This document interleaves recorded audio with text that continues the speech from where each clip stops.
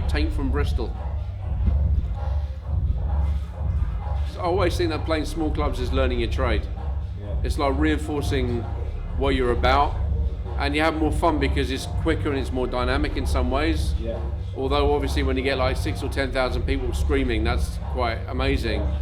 But here I can just flip on a coin really quickly, and sort of just play. Well, like 1 minute I can just come off the other DJ and just like play really old school Chicago house, and then break into some really old school electro, and then back into techno, and you know, because it's so quick. I mean, I've got like 6,000 WAVs in there now, and it's a lot of music to choose from. And so you can go off in all directions. Like I was in Munich about 3 weeks, or was it, no, last week I think it was, and good sign language there. And yeah, I played my contractual 2 hours, and I played another hour and a half afterwards. And I played like all over the place, from punk to whatever.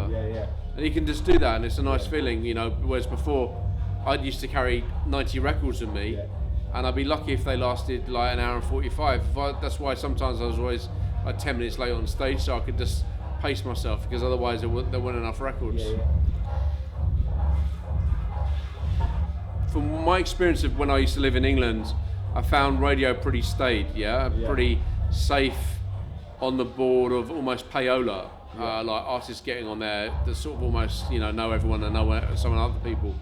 And I always found that a lot of music wasn't getting played on radio, especially in the UK.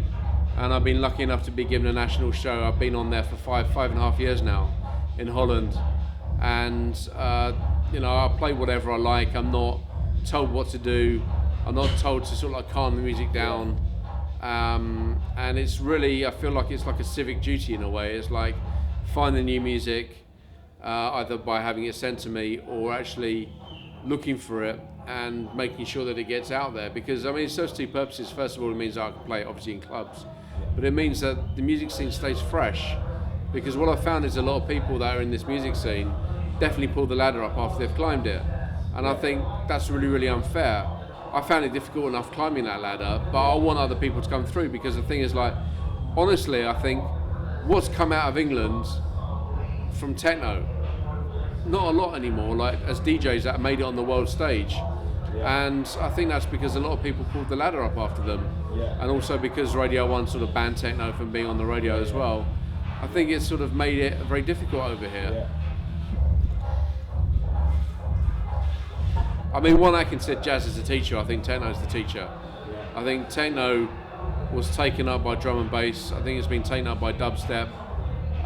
Production values of techno have been taken up by the pop world. You know, all the techno guys that are producing music really pushed all the technology through in a way that enabled all this technology to now be just so present in pop music.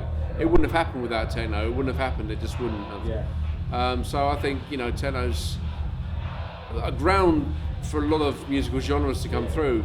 And, you know, I think drum and bass and jungle are very clear about it and very honest about it. And, you know, look at the Reese bass lines, and I think that's good. And I think, you know, dubstep is pretty cool in that regard, that a lot of it takes from techno. I think that's good. I think techno's always been given a underestimated name in the UK, because, like, you know, all the shit that they play on Radio 1 hasn't inspired dubstep.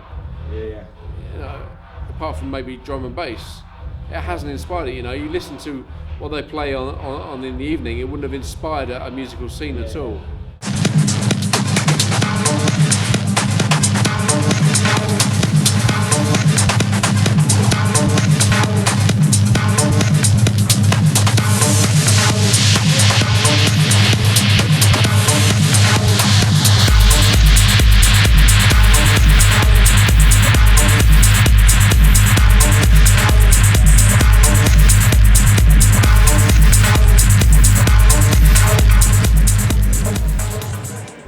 Radio 1.